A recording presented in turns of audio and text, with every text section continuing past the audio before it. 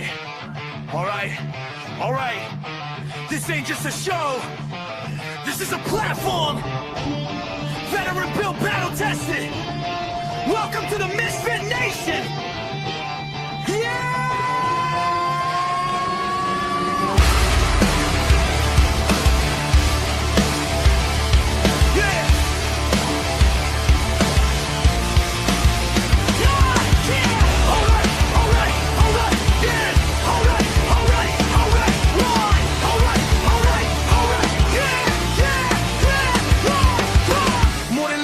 Mic in a room, built from boots on the ground, now we breaking the rules. 2 vets, 1 leader, painting the sound, turn scars into sermons, let them echo around. Authors with truth, musicians with fire, actors backstage chasing something higher.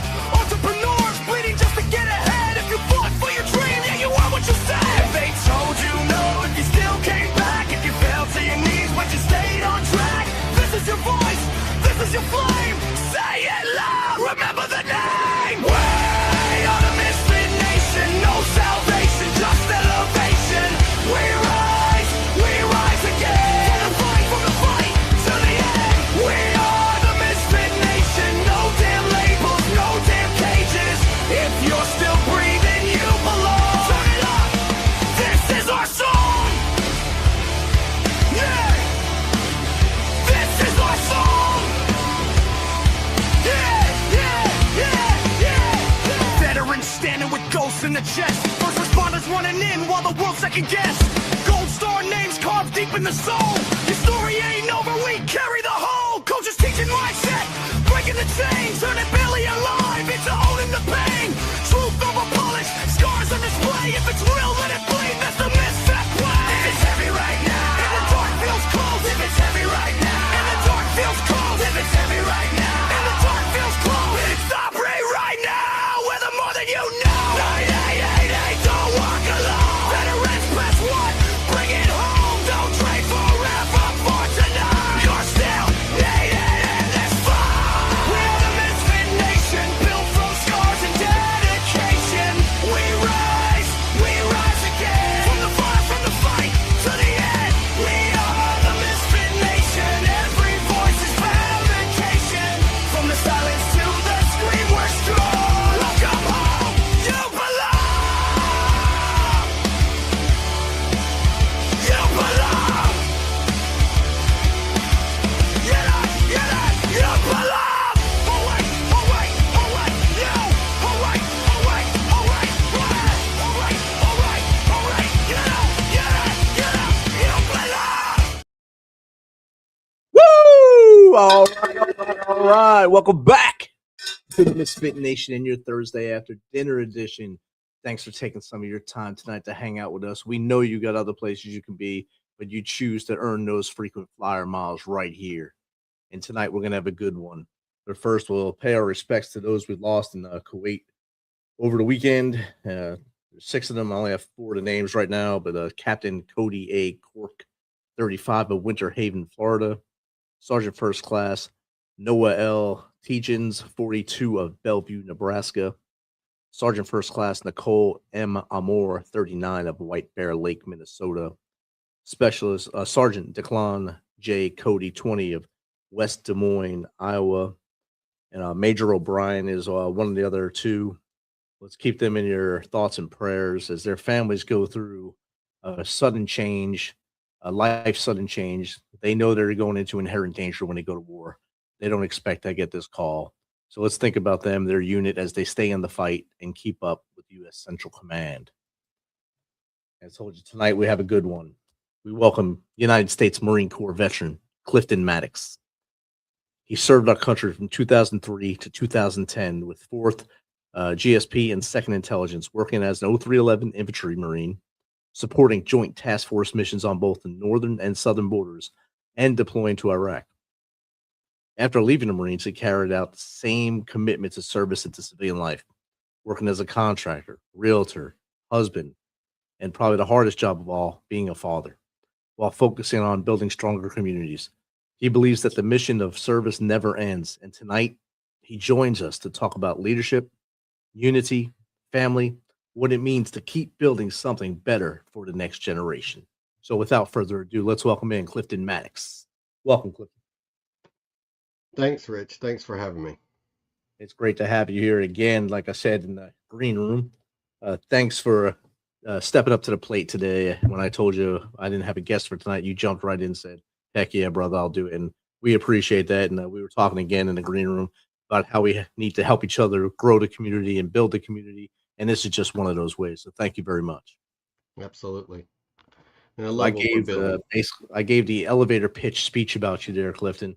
I need you to dig deep into that bag of tricks and tell us a little more about you from as far back as you want to go to how we got here. All right. Yeah, no doubt. So, I mean, I can go back before I joined the service. Um, Back in high school, I was straight C student. Only cared about having the grades just to play sports. Heck yeah. Um, 9/11 happens. I'm a junior in high school. Um, I'm at a Catholic school. I stand up and I say a few choice words. I was in my baseball coach's class, and he wasn't a big fan of it. He told me to sit down, and I said a few more choice words. And when I graduated from high school, my parents didn't even know I signed the papers. Um, Oh, wow. they found out about a week before I went to MEPS.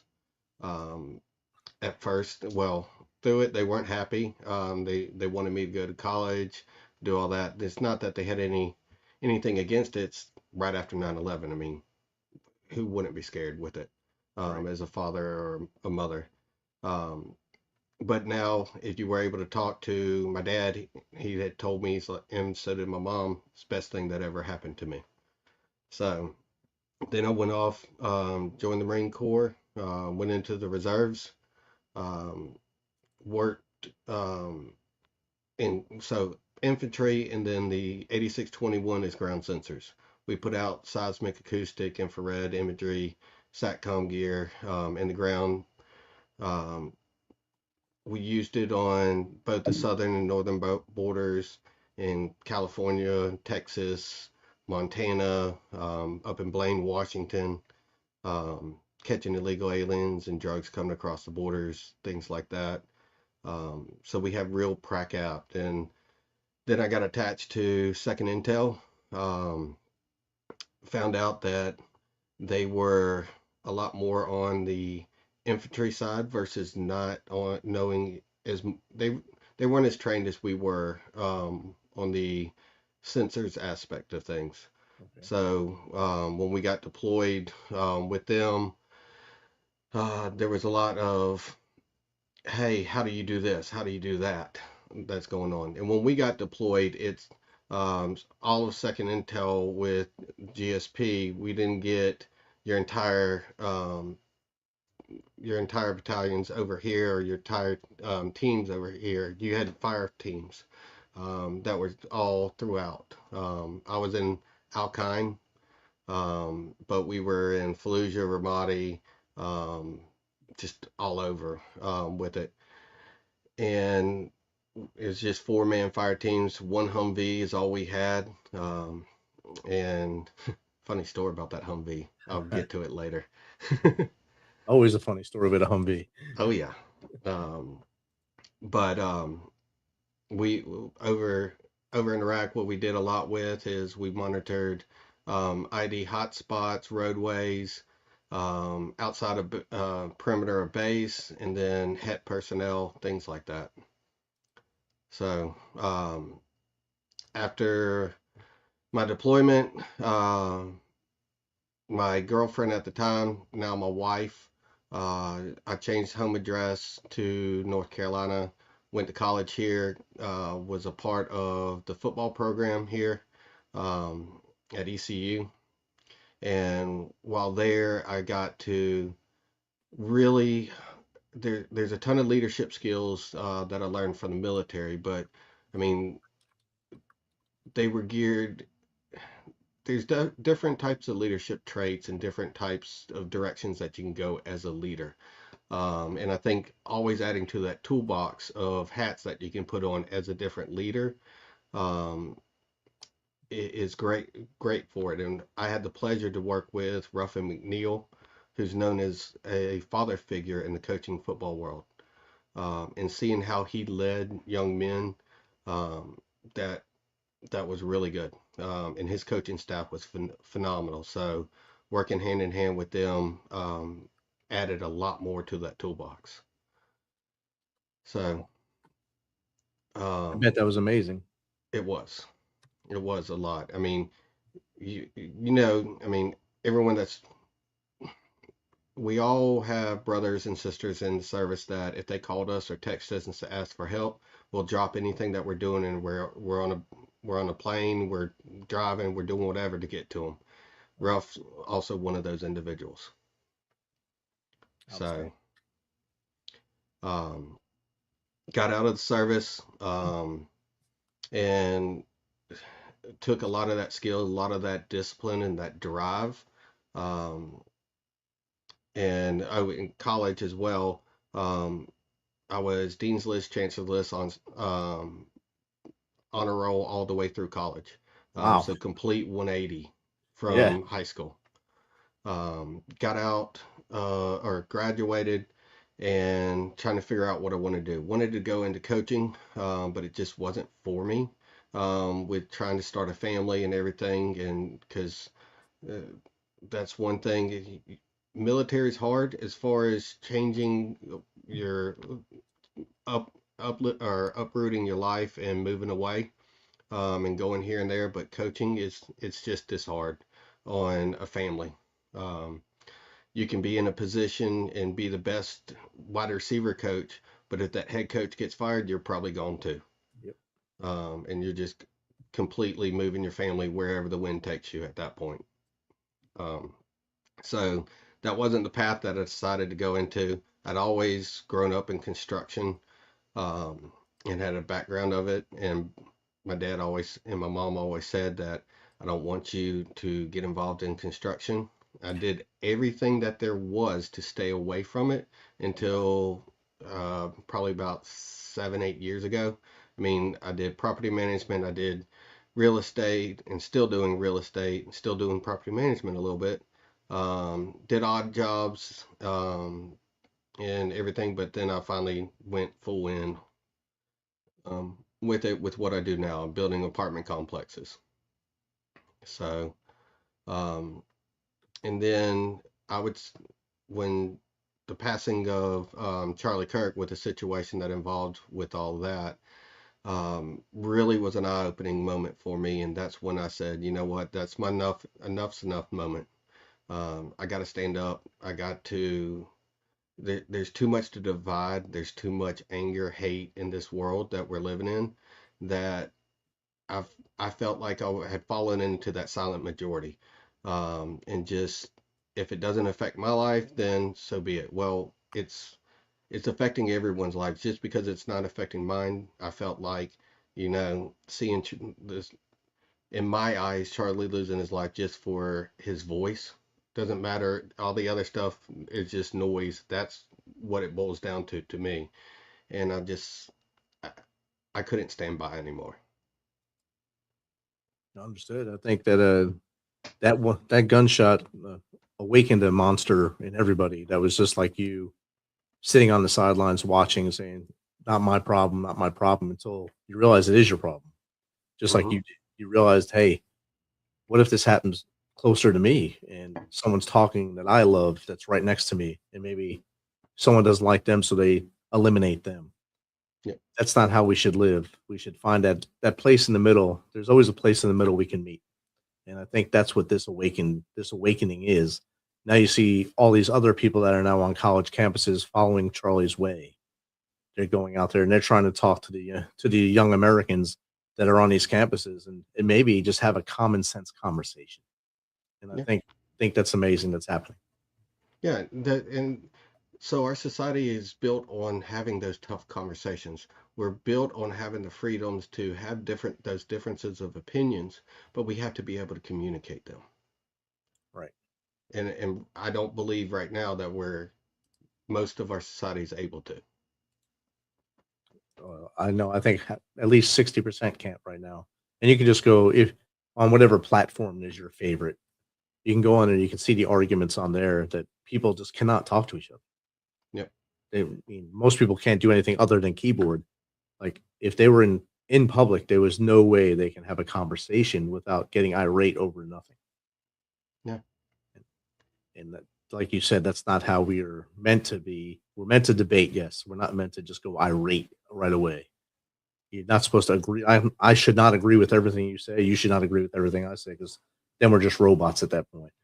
But Well, we need to be able to have that comfortable debate. and it's the same thing that I look at when I'm hiring for positions and things like that. I don't want yes men or yes women. I want someone that can challenge some things, do it respectfully, but be able to challenge and think outside the box on their own.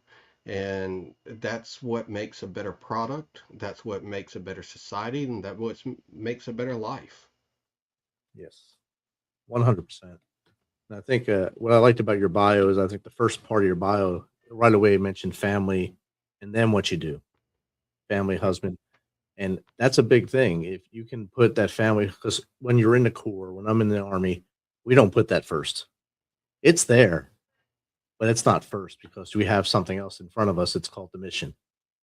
We kind of forget that focus factor. But now I think all of us, as we come out, we have this rebirth, and all of a sudden, hey, family is more important than that uniform and chest candy and any rank I could get. Family should have been number one the whole time. Absolutely. I mean, funny thing is that rank's going to fade. Those responsibilities never will. Right. Exactly. I mean, and I'm a big proponent of, um, I put a little twist on what Charlie always liked to say was God, family, country. Mhm. Well, I say God, family, country united. Nice. And, Nice. and because that is where it doesn't, for, I have my beliefs. I don't know what yours are, but whoever it is that you look up to, that's fine with me. Yeah. As long as you're looking up to somebody, something, Yep. not just maybe not a tree, but something. You're looking up to something bigger than you. And I think that's another thing that's lost. Some people just have no guidance outside of this or outside of what we're doing right now. This is what focuses their mind, is what the box tells them to say or think. That's what they think. And I think by what you're doing with the veteran host platform that you built on TikTok to get us all together in there to share what we're doing, to be cheerleaders for each other, basically, and get each other's voice out there and to a bigger audience, that helps grow and get those minds a little more melded to other things and lets them say, hey, there's other ideas out there. How can I be better now? How can I be a better human? And I think that what you're doing is awesome. Iron sharpens iron. There it is. Iron sharpens iron. There it is. So you went, was your first choice 0311 when you were going in, or did you want to do something else when you came in? There was no other option for me. There's nothing else. That's all I No. want. I hear everyone sit here go, what was your ASVAB score, this, that, and the other. I'll be honest with you. I have no idea because I didn't care because it was all I was going for was 0311. Got into it good. Well, you can write your name. You're good. 0311. They give you, I think, 15 points for spelling it right. And it just has to be a name right, not does not have to be your name right. Just You get your last four right and you're good. know, that way they can pay you. That's good, and make sure that everything goes to the right people if something does happen to you. So, Yeah. so you were an island marine, 0311, wound up with the ground surveillance guys. You were doing this in 2003 to 2010, and you mentioned the border stuff, and a lot of listeners are like thinking, "Oh man, 2003, 2010, there's nothing Hmm. going on at the borders then. There's no way." By God, it's been going on a long time. Tell us a little Um, about that experience. yeah, absolutely. So those were, I mean, honestly, they were really amazing moments. And really amazing things that we were doing. I mean, we'd be working with um, Border Patrol, ICE, the Border Patrol pilots. I forget. Actually, nope, I got it right here. The This is one San Diego Sector Air Mobile Unit. They were with Border Patrol. I have one of their challenge coins right here. That's why I Nice, remember it. nice. Um, but we would we'd go out with them, and of course, Posse Comitatus Act is always implied on us. Um, but we go out there. I've seen things that, I mean, have you been deer hunting before? No, Game hunting? I'll admit I've never been hunting other than humans. All right. Well, I've seen the deer trails like something like that. All right. And it's only indented into the earth like that much, a heavily traveled track. I've seen 2 foot wide, indented in the earth, almost 2 foot trails in Texas and California coming across the border. Ooh.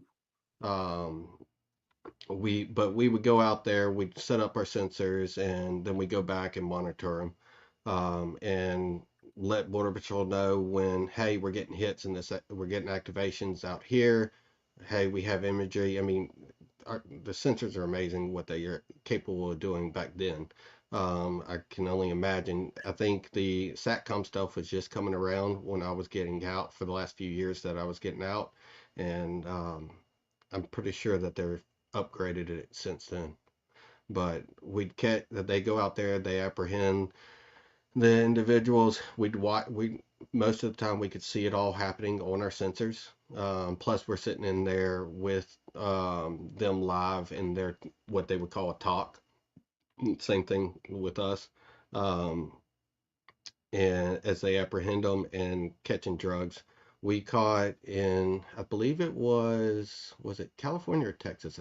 I'm not sure, but a room that was, I'd say it's about 8 foot wide, um, by 10 foot long. We filled in 1 month, we had it probably 7 foot tall, filled with bricks Wow. of Oh, just drugs coming across. yeah. And this is well before now the epidemic of it now. Yeah. And everyone wants to talk about, well, we didn't have this big of a problem. We didn't have this. And I mean, the thing is, there's the people being smuggled across go into safe houses. Then from those safe houses, they go other places. In my opinion, with what Trump did to begin with everything, with going after the cartels and that, he got the locations from those safe houses. They go to other states, and he knows where they were going. And that's how he's being able to track down. Plus, there's no one better than the cartel of having everything lined out and who their parents are, their kid, everything. They know everything about that individual, and it's easy to find them after that. Um, They are a very like you say, a very organized crime element, the cartels. They make the Gambinos, the Capones of the days gone by look like amateurs the way they have their things set up now, and their networks are just insane how they have their networks, and we've seen that just recently when we just had the arrest of the taking out of the last cartel boss there. That network was only infiltrated because of a prostitute, basically. That's yeah, the only way they were able to get in there and find out his location because of her. And that's a lot to say, hey, this guy's been doing this for probably a couple decades. He's pretty well embedded deep in there, and it took one mistake, one indiscretionary moment for him to get taken out. yeah. And it's, I mean, you want to talk. A lot of people, like you were saying a second ago, a lot of people don't understand what was happening back then. There was one instance that, all right, so we go in full blackout vehicles with Border Patrol. We pull in, we get out of the vehicles. We're putting our stuff, we're putting our rucks on, and about to start moving. Border Patrol agent comes up to us and goes, hey, just so that you're aware, Mexican military was spotted in this area earlier today. I looked around and looked back at him, and I straight up asked the Border Patrol agent, aren't we still in the U.S.? And Yeah. he's like, yeah. He says, it happens all the time. Wow. Wow. Man. And now we have a division on the border, not Yep. just probably for you guys. There's probably a couple units here and there across each border. Now we have a division in charge of the border, the southern border anyway, the northern border, we kind of forget about that sometimes, and that's probably the more porous border of the two. More of the drugs coming across. Yeah. But down south, it was a lot of people being smuggled in. You'd find people been out there for days, just aimlessly lost. Um, we come across people when we're out there to put it in our sensors, we'll come across groups that are coming across, and the guides they tuck tail and run straight back to the border. The other people they're like, we have no idea, and they just scatter. Yep. And we can always find the people that scattered. That's the easy part. Is getting the ones that are coming, that are doing it, and bringing them over. But even the ones that are bringing them the drugs across, we got caught guys that missing fingers, missing tongues, stuff like that, because they've been caught before. Yeah. Um, and sad thing is, they get back then it was slap on the wrist, take escorted back to fingerprint and all brought in with border patrol, slap on the wrist, sent back over across the border.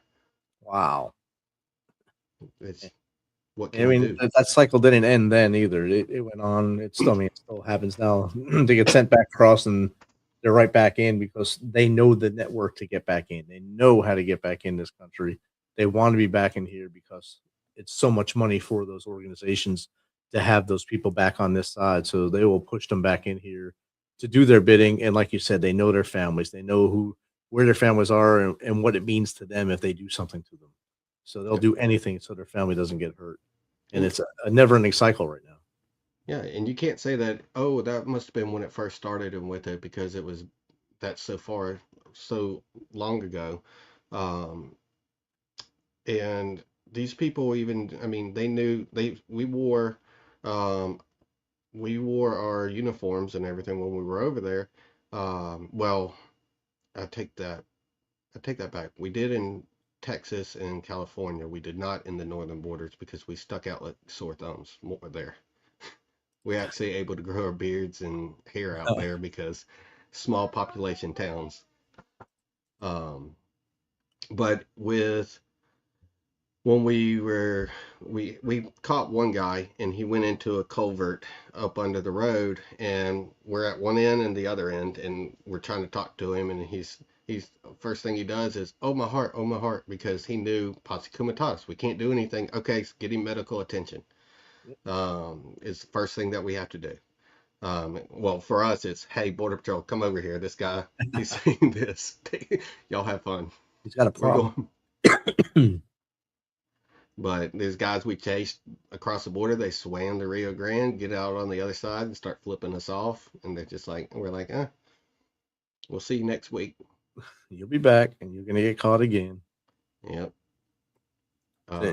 When you got finished with the Corps, though, you went to coach a little bit, and you realized the burden that puts on you and your family. And like you said, if you have anything happens within that coaching world, if you do something wrong, you're gone. If your boss does something wrong, the whole staff is gone. And it's not a very stable life unless you're having that winning program, or you're Nick Saban or someone that's doing really great things, that you're going to stay in one place for a while. And I know when you get into coaching, you get the itch and you want to do it. Do you miss it now that you're not doing it? I miss it every day. I mean, it's the closest thing to the service and the brotherhood and the camaraderie that I've seen with your players and with your coaches. Because, I mean, when I was a student assistant, I was a full-time student, and also putting in 80 hours a week working with them, sleeping at the clubhouse at night after a Saturday game. If it was a home game, I'm sleeping so that I can there, because I'm up till 4 o'clock in the morning breaking down film for the coaches in the morning and doing those type of things. That But was a huge burden. Yeah. it definitely was, but it was such an eye-opening thing, and seeing really what it takes. I mean, I remember having someone say, like, yeah, they get paid so much money for working half a year. I'm like, they What? don't work half a year. It's just the half you see. Yeah. Or not even the half you see. You see about a third of what they do during the year. It doesn't take into account the recruiting trips to try to find those players, or the sponsorship dinners you have to go to maybe raise money for the program and things like that along the way. And of course, building the program from within. If equipment's bad, you got to find those people that want to help you build that too. It's a never ending job for a coach, and they may have a week or two just like a regular job where you have that week or two off where maybe you can go on a cruise, but you don't turn off because you're worried about, if I don't call that kid that's in who's a 4-star or 3-star, if I don't call him during this week, maybe he's going to get called by someone else, and he's going to get there instead of me. Yeah, that in with rough. So one thing that you'll see on my page that I speak a lot about is your ABCs. Avoid bad company. I get that from Coach Ruff. Coach Ruff actually has a kid's book on it. And it's an amazing thing.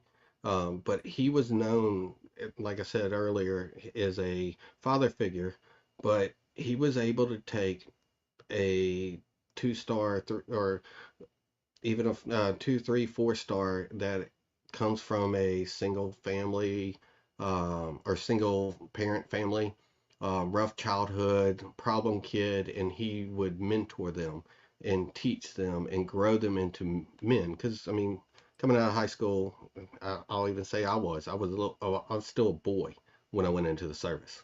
Yep. And that's that is what our society needs, and that's why I say he's such an awesome individual, because he took the chance on individuals. And I've seen him at times just sit in his office, bring one of his guys in. He always had a special project, and he'd bring them in. They sit there and listen to music. They sit there and just talk and hang out, not football related, not anything. He's teaching them how to be men. Yeah, that's what you see. You hear that a lot from the players in a lot of these programs. He made me a man, or taught me how to be a man, how to be a better person. And you don't hear that enough, but you hear that a lot from the top tier players. And when you hear that, and then we just lost Lou Holtz yesterday. That's why I have my Notre Dame hat on. He was a great mentor to his players, and the players that were on his 1988 championship team, they still speak so highly of him. The whole Notre Dame campus speaks highly of him because of who he was as a human, how he took care of the men first, then football. Players first, then the game. If you take care of them, the game will play itself. And I think that's the same thing that Ruff was probably teaching it to you, is if you treat them like they need to be treated, teach them how to be the man. They'll do the things you want to do. They'll run through those walls, just like when Gunny, your staff sergeant, was telling you stuff in the Marine Corps. If they treat you right and motivate you, you're going to run through that wall. And if you treated right as a player and given that responsibility, you're going to run through that line and do what you have to do. Yep. You're going to take also the accountability of your mistakes, and you're going to take. He's able to get. He got so much more out of them than anybody else could, because they didn't want to let him down, and when they did, they weren't going to do it ever again. I told you this question was going to come up. It's Jake from the Tuesday crew. He wants to know your favorite flavor of crayon. Of course, it's always red. What makes grass grow? There it is. And I told you it was going to come. Yep, always. I wasn't going to hide it from you, but it came in. I had to get it out there. And we do have another question from the audience as well. This is from Alice No Wonder. What leadership lessons from your time as an infantry Marine will still guide you in civilian life today? Thank you, Alice. So that's one that means a lot with me. Is I like to call it the 3Ds. And I'm a big proponent of not holding on to a golden egg, keeping things locked up and like a secret. But that's discipline, dependability, and my drive. Those 3 things that I took out of the Marine Corps.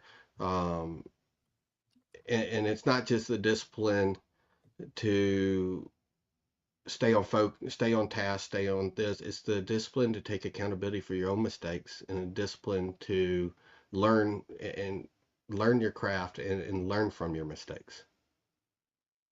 Heck yeah. If you don't learn from them, you're doomed to be cleaning the motor pool all day and making the same mistakes again over and over and over again. And those are 3 great ones right there. Yep. And as you do the business you didn't want to get into, the construction business, but you finally fell into it. You went in kicking and screaming.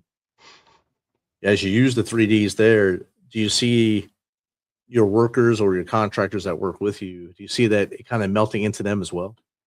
It does. In the construction world that we live in nowadays, it's not like the old days where these are guys, the trade guys are not guys that I've hired. They're subcontractors for my subcontractors. Um, and unfortunately, it's that way. But it's not a lot of people that do what I do. They like to bark, they like to scream and shout, and hey, do this, do that. But it's showing them that you care. My framer, every job site that I've been on, there's times that I go out and, like this job site, I'm probably going to have 80 framers on site at one time. I'm probably going to go buy them all lunch one day. Big Every lunch. and just take care of them. Yeah. And during safety meetings and stuff like that in it, it's letting them know, hey, yes, I got to go over these type of things. Y'all got to listen. But at the end of it, or at the beginning, I always start it with a game. I was like, hey, look, if anyone wants to play, you're welcome to play. The only rule with this game is you have to be on time. If you're not on time, you can't play the game. The game is bring as many dollar bills that you want, write your name on it, drop it in the hat. At the end of it, I'll end up dropping 5, 10, $20 in it myself, but I won't write my name on it. At the end of it, I'll pull a name out of the hat, or the bucket, and whoever's name is on it wins the entire lot. There's Wow. times that they could win $200, Nice. and they appreciate those type of things. And then I'm asking them, hey, look, I know I give y'all a hard time about cleanliness and keeping the job site clean, but it's about going home to your families. There's X amount of injuries on a job site, that happen all the time, and the main focus is I want the money. Let's not lie. The reason that we're all here is to make money, Yep. to support ourselves and our family. Well, if we're not here, we can't support ourselves, and if we're not able to work because we get injured, we're not able to support our families. Right. And that's what it and that hits home with them, um, really well, but it's also from the heart. It definitely is. And you're showing that you're leading from the front too. You're showing that you care. You're showing that you're actually visiting them on the site. A lot of people, they don't even come out, like when the person who's building our subdivision here, the main builder. I've never seen him in the subdivision. I've seen his foreman come out, but every house had pretty much the same crew that did framing, did the roof, did the foundation. There was a different crew for each part of those, but it was always the same dudes. And I knew they were all getting, like you said, the sub.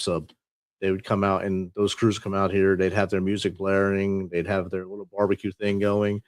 So I knew they were happy with what they were doing because they had a job and they were doing it well. And it was always the same guys, like I said. And sometimes their wives would come with the minivan and pop out in the back, and there'd be food bags for everybody in there. But I never once seen the builder come by. Yep.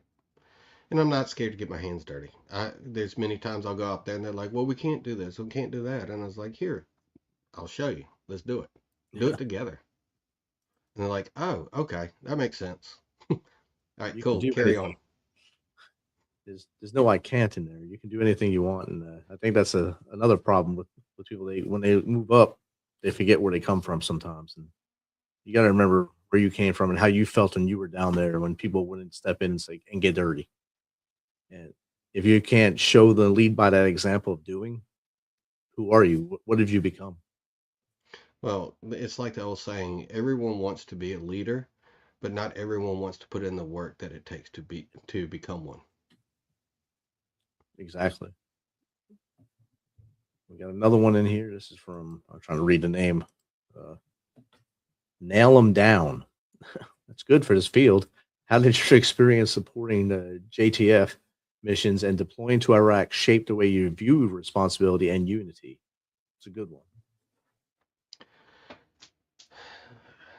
So on the responsibility side, it's just seeing. Well, let's focus first on the unity side. Um, just seeing multiple branches or multiple different government agencies, let's just call it that for what it is, working together for a greater good, and assisting. And I mean, being in being in the talk with Border Patrol when you've been with them for a little over a month, here and there, and getting to know them, the same banter that we have in the service, they have it, and they're doing it just back, to us, and we're just busting each other's balls and giving each other shit about everything and just having a good old time. Um, and I still keep some of those conversations, or keep some of those individuals. We'll talk every once in a while, checking in on them and seeing how that they're doing. As far as responsibilities is, I never once when I worked with, Border Patrol or ICE or them, did I ever feel like when I was out there that they didn't have my back as well. And believe me, I know that they felt, they were like, we got 4 or 5 Marines with us. We're good. It's good to have that banter at the workplace and know it's okay to have it, and that makes you feel more comfortable. And that you, like you said, the UNITY, the unity, it helps a lot, especially in the field you're in right now. It could be stressful when you have deadlines or things coming up with your projects. To have that unity and knowing that everyone has each other's back when you run the border with the border patrol fellers and you guys mixed in together, knowing that you can tell those same jokes in both houses, it helps you guys out a lot to make sure that everyone's on that same team and having a good time.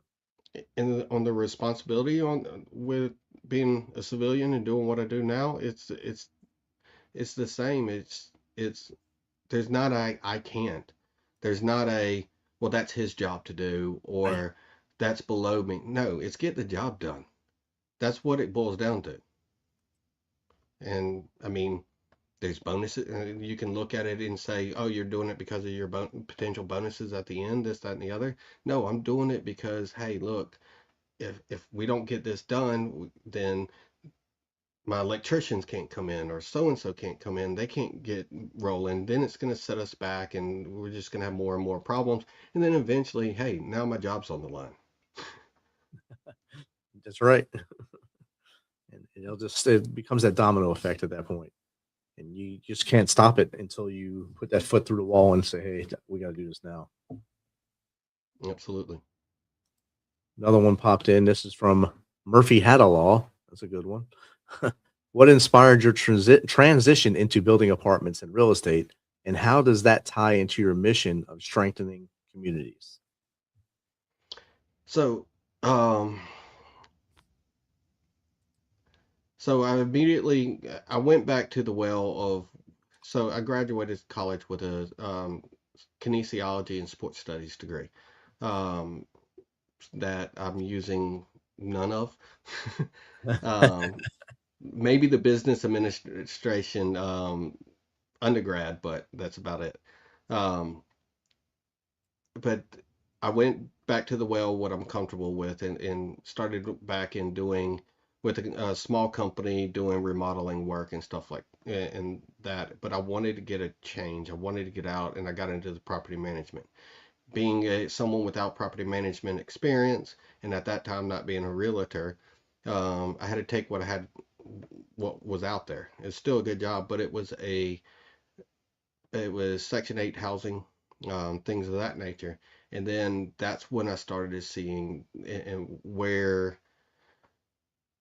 there's so much need for help. Um, there's I've managed 8 style buildings, and I've managed Section 8 style buildings. I lump them both together, as in, um, there's good and bad on both sides, but there's one thing is, and I'm going brain, um, they the entitlement, is there on both levels, and it's no different than top housing versus bottom housing. There's no difference in the entitlement. Um, but some of my best overall tenants were always Section 8. They were amazing individuals.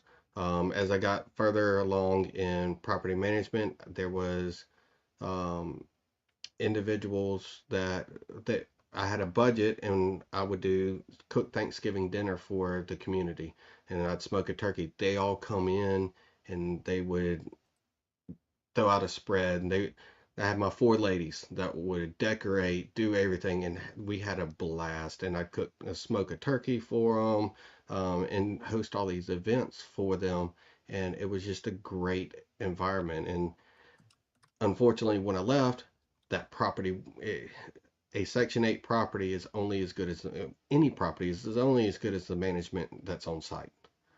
And it went downhill and went downhill fast.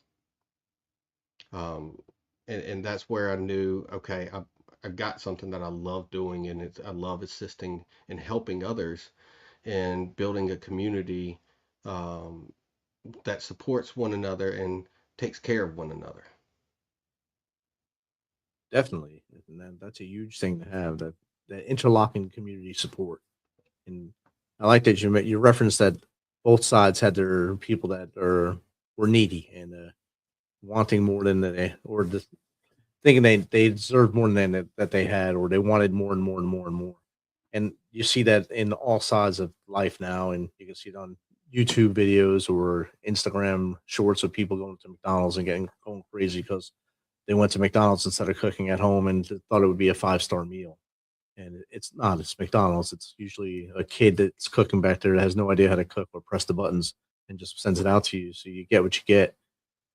And I think we need to get that mindset back into our heads that if you want something better, do it yourself and learn to cook.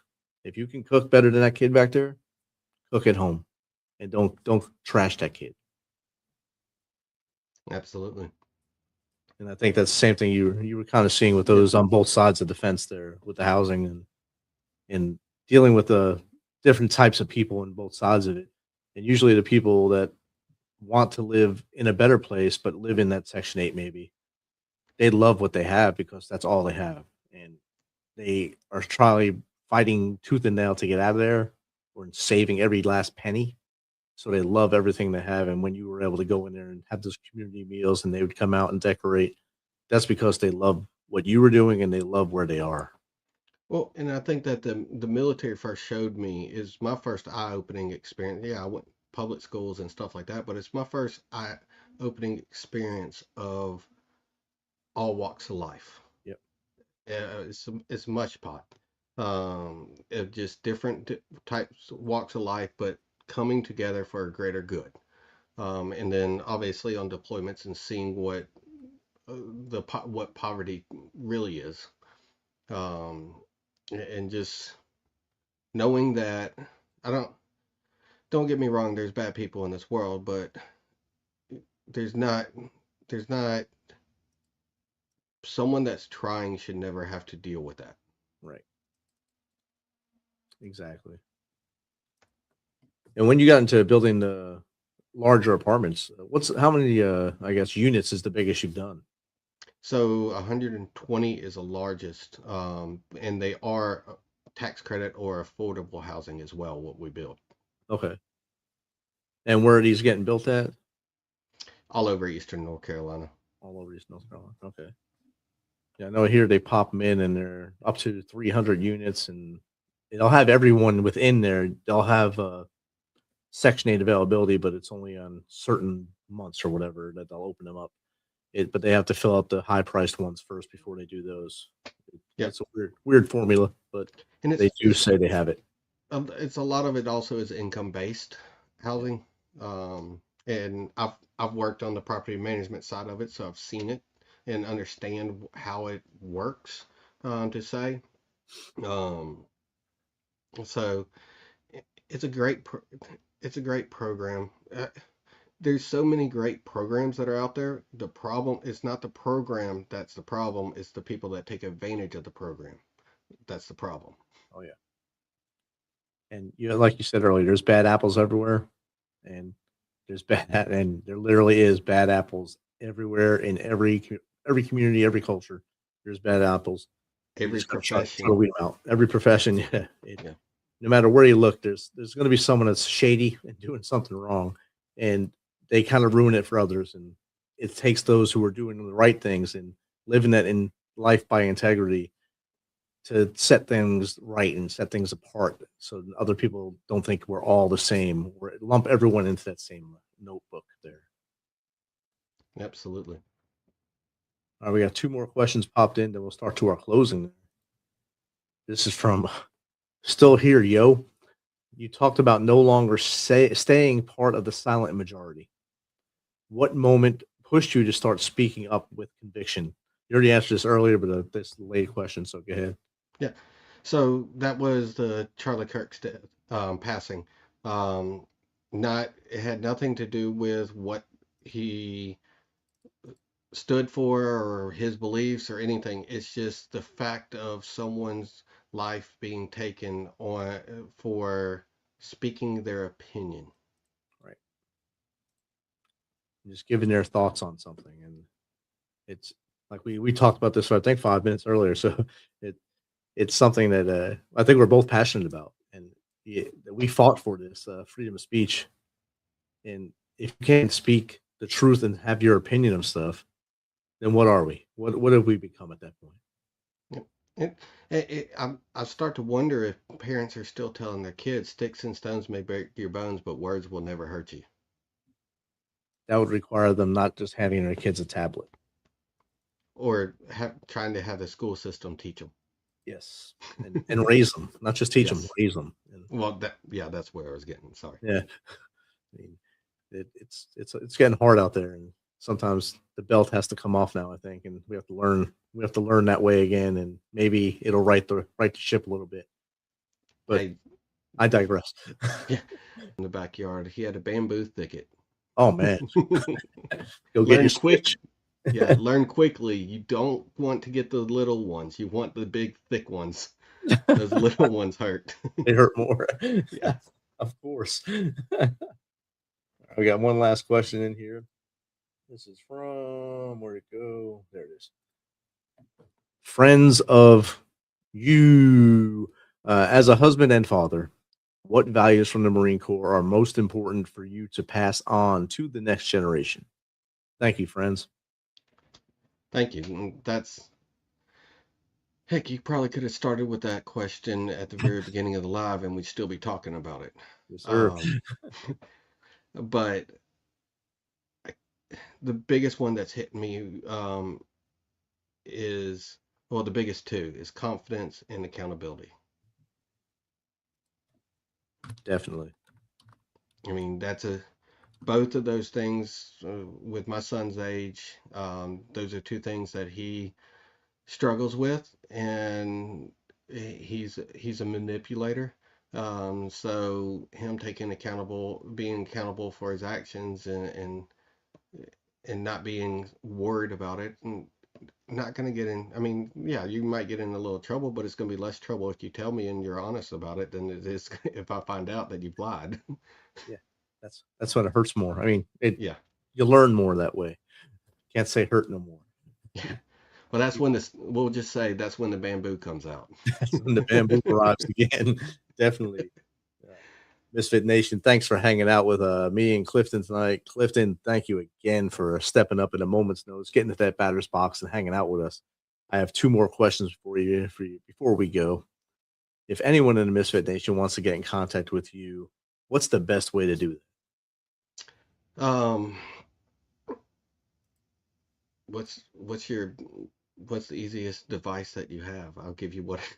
that? Now, TikTok. The best thing, honestly, I have a YouTube channel. We the People Veteran.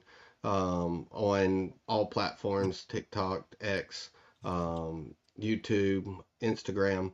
Um, I also have a link tree in there where you can, if you only remember that I have a TikTok, you can go to that link tree that's with that, and you can find everything that best way to reach out to me, email, whatever. Outstanding. And the last question, this one's might be a softball for you. What's three things the Misfit Nation audience can start doing tomorrow in order to be better people? Speak louder. Speak louder. Nice. You say it's a softball. Um, you know, just you by inviting me, I can see that you're not scared to go asking whoever, people, but and I see that you follow silently, and I don't see you like on TikTok and stuff. I don't see y'all much up other than doing y'all's own lives. Um, but no, I don't have a great answer for that one. It's all right. Speak louder works out, and Yeah. help your community grow. I'll put on there. I think that's what you were getting at. Spelled that right. Well, and then I add, yeah, helping your community grow, and not just helping your community grow outwardly, but inward. Nice. Better connections within our community from other good creators, other good mentors, whatever it is, getting to know them more on a personal level. That way, just as good as I do, as you get bigger as a creator, there's going to be attacks. There's going to be hate coming. But having a strong unified force, then there's nothing for them to come after. And there's people that are going to be right there by your side saying, man, keep going. Avoid the noise. Just keep going because your mission's awesome. Definitely. I think that there was a pizza chain back in the day. You say avoid the noid. I think it might have been Little Caesars. Avoid the noid. Get your pizza hot and ready. But no, the noise. Yeah, I said it just like that. Avoid the noid. Don't do that too. Yeah, there's too much noise out there right now, and like you said, there's going to be haters, hate out there, hate speech that comes towards you, especially if you start doing something good. The arrows start coming at you because people don't want you to rise, and those are usually people that are not very happy with themselves. So just brush it off, and like Tay says, just shake it off and just keep dancing forward. Do your dance and do what's best for those around you.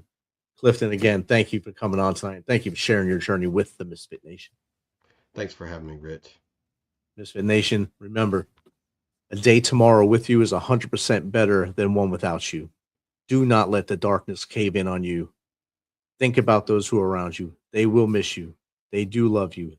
They want you here. Reach in your wallet. Look at that 1-inch piece of paper we tell you to carry. The 3 names that are on there. Call them. Reach out and touch someone. They will answer. They want to hear your voice today, tomorrow, and the next day. If you don't want to do that, dial 988. Take option 1 if you're a veteran. If you're not, follow the prompts. They will help you. And if all that fails, you can contact us here at the Misfit Nation. info@themisfitnation.com, jake@themisfitnation.com, or steven@themisfitnation.com.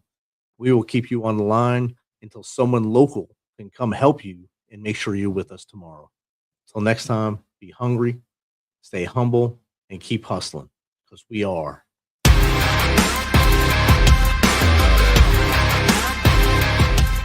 Thanks for checking us out and being a part of the Misfit Nation show. Don't forget to visit our website at themisfitnation.com. That's themisfitnation.com. Check out all our past episodes and get some of the great Misfit Nation gear for you and your family. As always, be humble, stay hungry, and keep hustling, because we are Misfit Nation.